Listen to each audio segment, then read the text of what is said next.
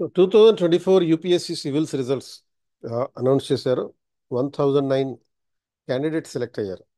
So ఈ రిజల్ట్స్లో మనం గమనించాల్సినటువంటి కొన్ని విషయాలు ఏంటంటే, ఫస్ట్ పాయింట్ ఏంటంటే top performer in this examination Shakti Dubey. ఈమె ఆల్ ఇండియా ఫస్ట్ ర్యాంక్ వచ్చింది. సో ఈ టాప్ ఫైవ్లో ముగ్గురు అమ్మాయిలే ఉన్నారు. సో మిగతా విషయాలతో పాటు 21st సెంచరీకి సంబంధించినటువంటి సుమారుగా 20 మంది అభ్యర్థులు కూడా ఇంటర్వ్యూ గైడెన్స్ ప్రోగ్రామ్ అలాగే మెయిన్స్ ప్రోగ్రాంలో ఉన్నటువంటి వాళ్ళు సెలెక్ట్ అవ్వడం జరిగింది, బోత్ ఢిల్లీ అండ్ హైదరాబాద్ నుంచి. వీళ్ళలో top ranker Aman Tiwari, all India rank 74. So ఈయన ఆ, ఉత్తరప్రదేశ్ బ్యాక్గ్రౌండ్ అయినా హైదరాబాద్లోనే ఉండి ప్రిపేర్ అవుతున్నాడు.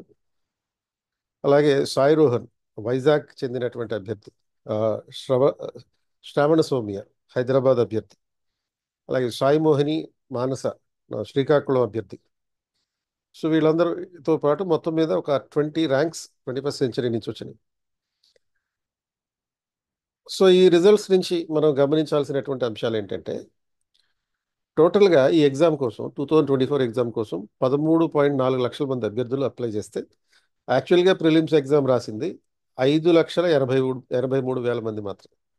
అంటే ఇది ఓన్లీ 43.51% మాత్రం. No, ఒక రౌండ్ ఫిగర్ 44% అనుకుందాం. అంటే విచ్ ఈస్ లెస్ దెన్ 50%. ఆవేశంతో అప్లై చేసే వాళ్ళు ఒక రకం, ఆవేశం తగ్గిపోయి యాక్చువల్ రియాలిటీకి ప్రిలిమ్స్కి వచ్చేటప్పటికి యాక్చువల్గా ప్రిలిమ్స్ రాసేటటువంటి పరిస్థితి తక్కువ ఉంటుంది. 50% కన్నా తక్కువే ఉంది. సో ఇంతమంది ప్రిలిమ్స్ రాస్తే యాక్చువల్గా ప్రిలిమ్స్ క్లియర్ చేసినటువంటి వాళ్ళు, అంటే మెయిన్స్ ఎగ్జామ్ రాసింది 14,627 మంది మాత్రమే. అంటే విచ్ ఇస్ 5,83,000లో 2.51% మాత్రమే అనమాట. ఇక ఫైనల్ ఎగ్జామ్ క్లియర్ చేసింది 1009 క్యాండిడేట్స్. అంటే విచ్ ఈజ్ లెస్ దెన్ 1%, 0.17% అనమాట. మరి ఇంత టఫ్ ఎగ్జామ్ ఇదన్నీ అంటారు కదా, మరి దాని పరిస్థితి ఏంటి? అంటే ఎగ్జామ్ టఫ్ కాదు, మనం దాన్ని అనవసరంగా టఫ్ చేసుకుంటున్నాం యాక్చువల్లీ. అఫ్ కోర్స్ దేశంలోనే అత్యున్నతమైనటువంటి ఈ ఎగ్జామ్ కోసం మరి క్లియర్ చేయాలి అంటే, ఆ ఎగ్జామ్ కోసం ప్రయత్నించేటప్పుడు మన ప్రయత్నం కూడా అదే స్థాయిలో ఉండాలి. ఆ స్థాయిలో ప్రయత్నం చేయకుండా ఎగ్జామ్ కష్టంగా ఉంది, తెలుగు మీడియంకి అనుకూలంగా లేదు అని అనుకోవడం తప్పు. ఇప్పుడు ఒక ఒలింపిక్స్లో పోటీ చేసేటటువంటి ఒక క్రీడాకారుడు 1,00,000 మంది తన తోటి వాళ్ళని సవాలు చేస్తాడు. సవాలు చేసి ఎంతమందినైనా సరే నేను గెలుస్తాను అని సవాల్ చేసి గెలుస్తాడు. మరి ప్రపంచంలో ఉన్నటువంటి వీరాధి వీరుల్ని గెలిచాడంటే, గెలవాలి అంటే ఆ స్థాయిలో ప్రయత్నం కూడా ఉండాలి, ఎఫర్ట్ కూడా పెట్టాలి. మరి అదేవిధంగా భారతదేశంలోనే అత్యున్నతమైనటువంటి ఎగ్జామ్ క్లియర్ చేయాలంటే మన ప్రయత్నాలు కూడా అదే స్థాయిలో ఉంటాయి.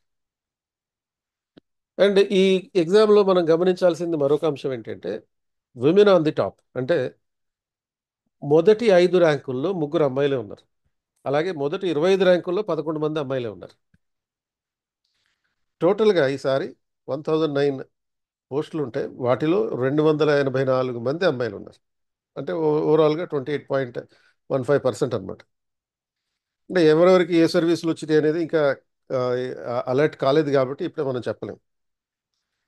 సో లాస్ట్ 5 ఇయర్స్లో చూసినప్పుడు, అంటే సపోజ్ 2020లో టోటల్గా 761 సెలెక్ట్ అయితే అందులో 220 ఉమెన్ ఉన్నారు, 29% అనమాట టోటల్గా.